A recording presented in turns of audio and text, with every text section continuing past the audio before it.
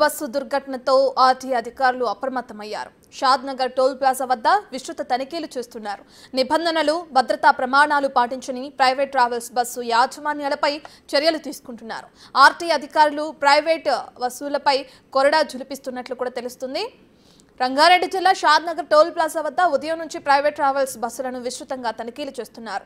సరైన నిబంధనలు పాటించని బస్సులపై కేసులు నమోదు చేస్తున్నారు. మార్నింగ్ అరౌండ్ 4:30 నుండి ఈ సీసీ బస్ చెకింగ్ నిర్వహించాము.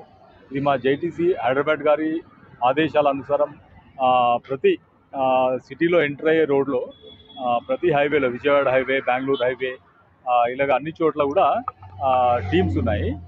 ఈ టీమ్స్ మొత్తం ఈ సీసీ బస్సులు చెకింగ్ పెట్టారనమాట. మార్నింగ్ 4:30 to 9 వరకు ఉంటాము. మళ్ళీ అట్లాగే ఈవినింగ్ 6 to midnight 12 వరకు.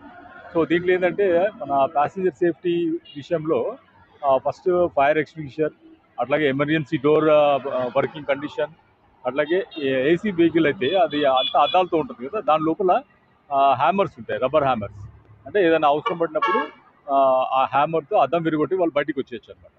సో ఇవి చూస్తున్నాము. వీటిపైన ఎన్ఫోర్స్మెంట్ పెట్టేసి ప్రతి ఒక్క వెహికల్ చెక్ చేస్తాము. ఇప్పటివరకు ఒక 60 వెహికల్స్ వరకు చెక్ చేస్తాము. అందులో ఒక 7 వెహికల్స్కి ఫైర్ ఎక్స్టింగ్విషర్ లేకుంటాయి. సో వాళ్ళకి మన యాక్ట్ ప్రకారం వాళ్ళు చలానా వేస్తాం. అట్లాగే ఒక వెహికల్ ఏంటంటే కమర్షియల్ గూడ్స్ తీసుకొచ్చాడు, అంటే అది ప్యాకేజ్లో ఉంది, అంటే అది లోపల ఏముంది మనకు తెలీదు.